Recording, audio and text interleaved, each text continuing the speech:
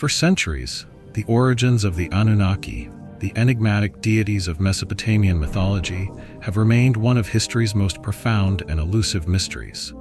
Were they divine rulers who shaped the destiny of humanity? Celestial architects who forged the very foundation of civilization? Or were they something far more extraordinary, beings whose true nature transcends human comprehension? Ancient texts provide only fragments of their story, scattered across time, riddled with contradictions, cryptic symbolism, and shifting narratives that obscure the truth. Some believe that Anu, the sovereign of the heavens, and his consort, Antu, were the architects of these mighty deities, shaping them in their divine image and commanding them to govern the earth and sky. But is this truly where their story begins? Or does the tale of the Anunnaki stretch far deeper, beyond recorded history, beyond the known pantheon, into the swirling chaos of primordial creation? The deeper we search, the more the truth evades us. Were the Anunnaki mere servants of Anu, or were they the remnants of an even older cosmic order, one that predates the gods we know? As we unravel this mystery, I want to hear from you. What do you think? Could the Anunnaki's origins be far more complex than we've been led to believe? Drop your thoughts in the comments below, and if you believe there's more to this story, type the number 7. Your engagement helps us dig deeper into these ancient mysteries, and if you haven't already, share this video with others who might be just as fascinated by the secrets of the past. The search for truth begins now.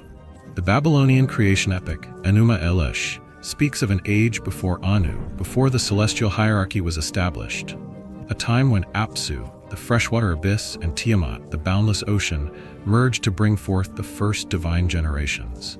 From this primordial union came Lammu and Lahamu, then Anshar and Kishar, and ultimately Anu himself, suggesting that the Anunnaki were not solely the creation of the sky god, but rather the culmination of an ancestral lineage that traces back to the very fabric of the cosmos. Even more perplexing is the role of Nammu, the great abyss and the mother of all, who is said to have birthed Anu, raising the question of whether the Anunnaki's origins lie not in the dominion of Anu and Antu, but in an even more ancient cosmic order. If so, does this mean the Anunnaki predate the very gods they are often claimed to serve? Were they the offspring of the great celestial rulers, or were they remnants of an older race, one that existed before the known gods took their thrones? And if they were not merely the children of Anu and Antu, then what were they truly meant to be? Divine emissaries, cosmic overseers, or something far beyond human reckoning? The deeper we look, the more the narrative splinters, revealing a complex interplay of myth, celestial doctrine, and ancient theology that leaves more questions than answers. Could it be that the Anunnaki were not created in the traditional sense, but rather existed as an inherent force woven into the structure of existence itself? If Anu and Antu were merely stewards rather than creators, then who or what set the Anunnaki's destiny into motion?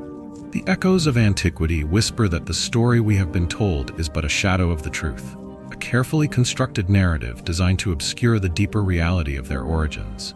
The truth, buried beneath the sands of time, remains just out of reach, waiting to be unearthed by those willing to look beyond the surface. Tonight, we venture into the unknown, tracing the origins of these celestial beings, peeling back the layers of history, and stepping into a realm where mythology, legend, and reality converge. Anu, the celestial sovereign, stands as the highest god of the Mesopotamian pantheon, his very name embodying the vast expanse of the sky, the boundless firmament above, from which he reigns over the divine hierarchy. Ancient texts paint him as the supreme arbiter of cosmic order, the one before whom even the most powerful gods bow, the silent force behind the wheel of fate. But beyond the titles and reverence, beyond the hymns and cuneiform inscriptions that deify him, a question lingers like an unspoken truth. What was Anu's true role in the genesis of the Anunnaki? Was he their creator, the divine progenitor from whose essence these celestial beings emerged? Or was he, like them, an inheritor of an older order, a ruler who governed but did not forge them, a god enthroned atop a lineage that predated even his own celestial dominion? In the Epic of Gilgamesh, Anu appears as the great overseer of divine law, yet his presence is often distant, detached, a force invoked rather than directly engaged. He is the one to whom the gods turn for judgment, the final authority in celestial disputes, yet his actions suggest a figure whose power is more administrative than creative. The title Father of the Anunnaki echoes through Mesopotamian records, but is this a literal paternity, or does it signify something far more symbolic, a ruler rather than a progenitor, a custodian of an ancient lineage whose origins stretch back to an era beyond recorded history? If Anu was indeed their father, then where do we place the role of the primordial gods, those who preceded him, Anshar and Kishar, the celestial and terrestrial horizons, the direct descendants of the original forces, Apsu and Tiamat? Anu, though exalted, is not the first. He is not the origin, but rather the inheritor of a divine lineage that reaches deep into the abyss of time. The Anunnaki, then, may not be his direct offspring, but rather the children of the cosmic framework he governs. Some myths suggest that Enlil, the storm god and Anu's most powerful son, was born of the union between Anu and Ki, the earth goddess. But what of the other Anunnaki? Were they too the children of Anu and a forgotten divine consort? Or did they emerge from the primordial order itself, woven into the very structure of existence? If Anu did not create them, then what purpose did they serve under his rule? Were they merely his subordinates, celestial ministers executing his will? Or were they independent entities who merely recognized his authority, bound to him not by birth but by cosmic law? The deeper we descend into the layers of mythology, the more the edges blur, revealing not a single definitive truth, but a tapestry of interwoven narratives, each reshaped by time and tradition. Could it be that Anu, revered as the highest god, was himself a figure shaped by an even older theological construct, one that sought to place order upon an already existing pantheon? The Anunnaki, feared and worshipped, do not appear as creations bound to a single god, but rather as timeless entities whose existence transcends singular authorship. If they were not molded by Anu's hand, then what force brought them into being? Was their existence and inevitability a cosmic necessity rather than an act of divine will? The answers lie hidden in the crumbling tablets of lost civilizations, buried beneath the weight of ages, awaiting those daring enough to seek them. If Anu was not their creator, then who or what truly was? And if the Anunnaki's origins remain veiled in mystery, then what does that say about the forces that shaped our own history, our own existence? The search for truth is not merely an exploration of ancient mythology. It is a journey into the unknown, a confrontation with the very nature of reality itself. If Anu was the celestial ruler, the so-called father of the Anunnaki, then where does that leave Antu, his supposed consort? Where history speaks of kings, it often speaks of queens. Yet in the case of Mesopotamian mythology, Antu lingers on the periphery, a shadowy figure whose name is uttered far less frequently than that of her husband. The assumption of her maternity seems almost obligatory, as if the very notion of divine lineage required a mother to complement the father, a feminine counterpart to Anu's boundless dominion over the heavens. She is called the Queen of Heaven, yet unlike the later goddesses who bear that title, such as Ishtar, her presence is curiously muted, her story fragmented, her existence barely more than a whisper in the vast cuneiform record. If she was indeed the mother of the Anunnaki, why do the ancient texts not sing her praises as they do for Anu? Why is she absent from the grand myths of creation, her role diminished to that of a nameless consort rather than a goddess of divine authority? The silence surrounding her is telling. It suggests that perhaps Antu was never meant to be the mother at all, that her name was woven into the narrative long after the foundations of the Anunnaki were already set. Could she have been a later addition, an attempt by scribes and priests to force Anu into a conventional divine pairing, aligning his myth with the earthly traditions that required every father to have a mother, every king to have a queen? Or was she a forgotten deity of an older order, a figure whose significance was eroded as the myths evolved, as the gods of the past were either reshaped to fit new theological structures or lost to the inexorable tide of time? The further we search, the more inconsistencies arise. Some accounts suggest that the Anunnaki were not the offspring of Antu at all, but rather of Ki, the earth goddess, whose union with Anu birthed Enlil, the god of wind and storms. Others push the origins even further back, to Nammu, the primordial sea, from whom all creation sprang. If this is true, then Antu was not the mother of the Anunnaki. She was merely a figure positioned beside Anu, perhaps for legitimacy, perhaps to establish an earthly model of divine rulership. Her role, or rather the lack thereof, reveals something unsettling, that the gods themselves were not immutable, but subject to the forces of time, culture, and theological reinterpretation. If Antu was once revered, why was she forgotten? Was her power stripped from her by later priests? Or was she never truly central to the myth in the first place? The absence of her influence, her deeds, her voice in the ancient stories leaves us with a troubling possibility. What if she was merely a name, a placeholder, a spectral queen whose throne was never truly hers? If she was not the mother of the Anunnaki, then who was? If Anu did not shape them, if Antu did not bear them, then where did they come from? What deeper truth lies beneath the layers of history, hidden within the sands of Sumer and the shadows of forgotten myth? The silence of Antu is not merely an omission, it is an enigma, an unanswered question that forces us to reconsider everything we thought we knew about the origins of the gods. If the Anunnaki did not come from her womb, then their true genesis remains as elusive as the deities themselves, lost in the echoes of a past that still refuses to reveal all its secrets. If Antu was not the mother of the Anunnaki, then who was? To find the answer, we must step further back into the labyrinth of Mesopotamian mythology, peeling away the layers of later theological constructions to uncover the figures that predate even Anu himself. In the oldest Sumerian traditions, the name Ti emerges, a goddess of the earth, often paired with Anu in a primordial union.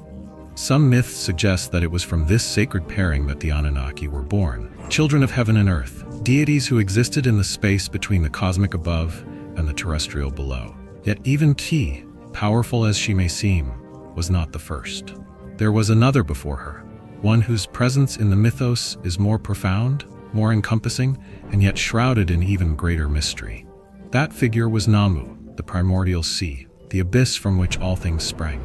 Unlike Antu, whose silence in the texts raises questions, or Ti, whose role as a mother is debated, Nammu stands as an undeniable force, the very fabric of creation itself. She was not merely a goddess, she was the embodiment of the cosmic waters, the formless expanse from which existence took shape. The Sumerians described her not just as a deity, but as the source of all gods, the mother of Anu himself.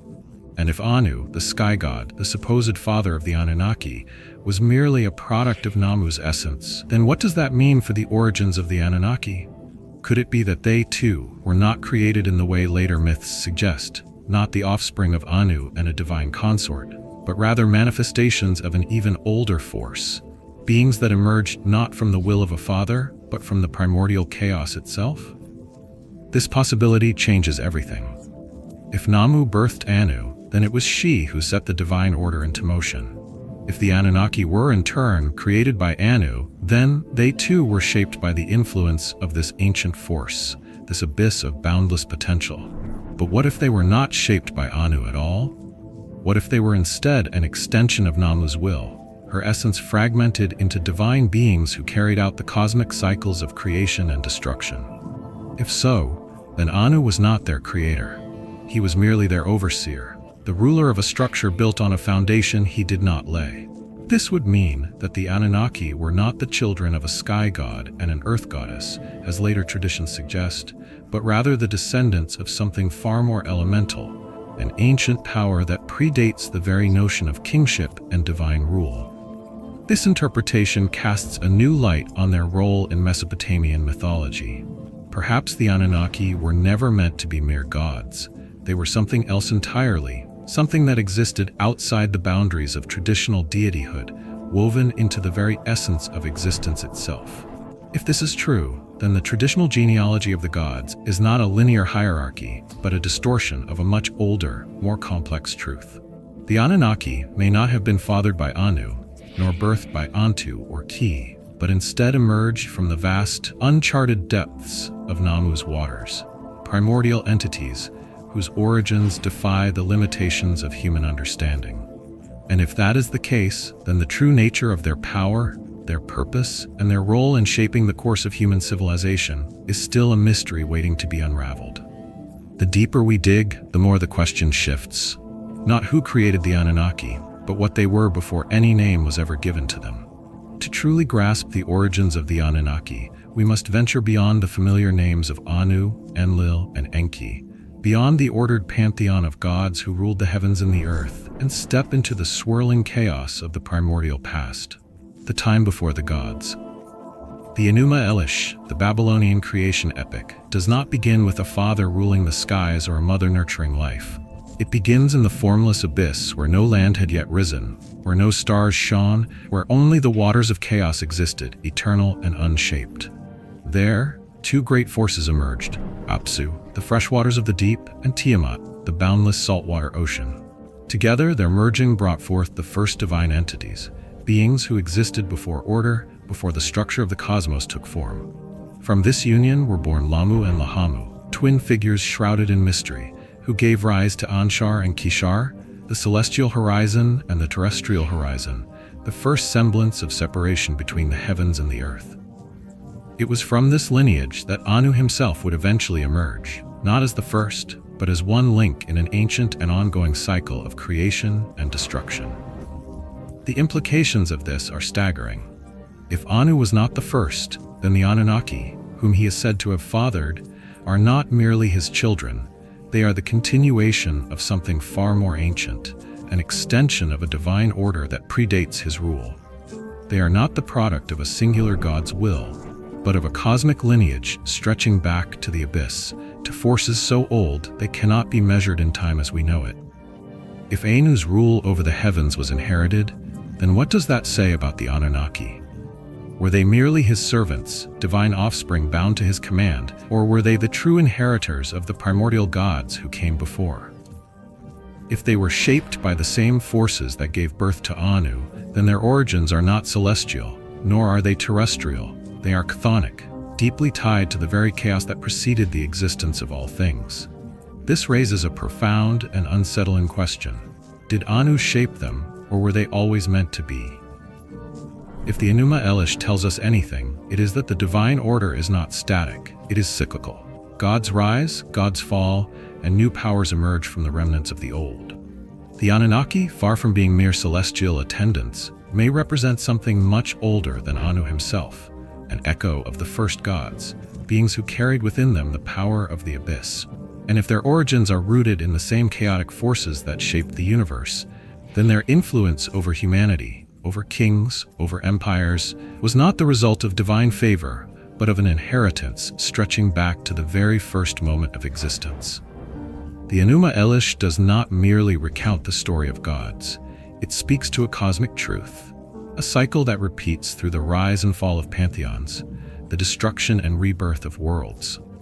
If the Anunnaki were not the children of a singular god, but rather the manifestations of an eternal process, then their presence in human history takes on a far greater significance. They were not merely gods, they were forces of continuity, of transformation, perhaps even of inevitability. What if the Anunnaki were not created at all? What if they simply were, an unbroken lineage stretching from the first divine generation to the last, their existence predating kings, predating civilization, even predating the gods themselves as we have come to know them? This is the question that lingers in the shadows of ancient texts, in the echoes of long-forgotten myths waiting to be answered. If the Enuma Elish holds the key, then the truth of the Anunnaki is far more mysterious, far more profound than history has dared to reveal. If the Anunnaki were not merely the offspring of Anu, but the continuation of a much older divine lineage, then what does that mean for his most well-known sons? Enlil, the god of storms and ruler of the earth, and Enki, the god of wisdom, magic, and the primordial waters.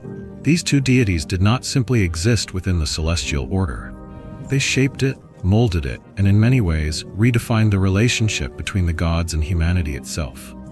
Enlil, the tempestuous storm god, was the enforcer of divine law, the wielder of power who separated the heavens from the earth, marking the division between the gods above and the world below. He was the sovereign of wind and air, the force that commanded the very elements, ensuring that the cosmos remained in balance. But at what cost? His rule was not one of gentle guidance, but of strict decree. And in many myths, he appears not as a benevolent father to humanity, but as a force of destruction. A deity who saw mortals as disposable, their survival hinging upon their obedience to the gods. It was Enlil who unleashed the Great Flood, an apocalyptic deluge meant to wipe humanity from existence, a judgment passed down not from compassion but from frustration. And yet, it was not Enlil, the appointed ruler of the earth, who showed favor to humankind. It was his brother, Enki, the keeper of knowledge, the whisperer of secrets, the architect of hidden truths. Enki, unlike his storm-wielding counterpart, was not a god of punishment but of creation, of intervention rather than destruction. He did not seek to dominate, he sought to understand. He shaped the rivers, guided the flow of life, and in an act of defiance against Enlil's will, he ensured that humanity would survive the flood, whispering to immortal Ziusudra, the Sumerian prototype of Noah, and instructing him to build a vessel, preserving the species that Enlil sought to erase. Was this act an act of mere rebellion, or did it stem from something deeper, something tied to Enki's very nature? If the Anunnaki were truly born from the echoes of the primordial gods, then Enki, the god of the deep waters, may have been more than just Anu's son. He may have been the inheritor of Nammu's wisdom, her ancient formless power that predated even the heavens. If Enki was not merely an offspring of the sky, but a direct link to the boundless abyss, then his actions take on a far greater meaning. He was not just a god of water. He was a guardian of knowledge, a bridge between the ancient chaos and the structured order of the gods. And what of Enlil? Was his rule over the earth a divine right given to him by Anu, or was he merely the latest in a succession of rulers, following a pattern that had existed long before his reign? The Mesopotamian myths do not depict the gods as static beings. They show them rising, falling, challenging one another for supremacy. If Enlil seized control of the earth, then what forces allowed him to take that power? What forces will one day take it from him? These brothers, so different in their approach to power, shape the fate of the world not only through their actions, but through their fundamental opposition. One sought control, the other sought wisdom. One sought destruction, the other sought preservation. And yet neither was absolute. Enlil, for all his might, could not prevent humanity's survival. Enki, for all his knowledge, could not stop the cycles of divine wrath. They were not merely gods. They were embodiments of an eternal struggle. Storm and sea, law and wisdom, destruction and creation. But if they were not purely the creations of Anu, if they carried within them the echoes of something older, then who truly shaped them? Were they the final heirs of the gods that came before them, or were they merely participants in a cycle older than time itself? If the primordial gods still linger in the fabric of existence, shaping the destiny of the divine and mortal alike, then perhaps neither Enlil nor Enki was ever truly in control. Perhaps, like the Anunnaki before them, they too were only pieces of a far greater, far older cosmic design, one that we have yet to fully understand. If Enlil and Enki were not simply the children of Anu, but the inheritors of a far older divine lineage, then we must confront the ultimate question. Who truly gave birth to the Anunnaki? Was it Anu and Antu, as the later myths insist, their names grafted onto the sacred genealogy of the gods in an attempt to impose order upon something that predates them? Or was it Ti, the Earth Mother, whose name lingers in the oldest Sumerian texts as a forgotten progenitor, overshadowed by the celestial father whose authority grew with time? Or do we look beyond even her, to Nammu, the primordial abyss, the boundless and unknowable ocean from which all things are said to have emerged? If Anu himself was born from this cosmic void, if he was merely another link in the chain of divine succession, then can we truly call him the father of the Anunnaki?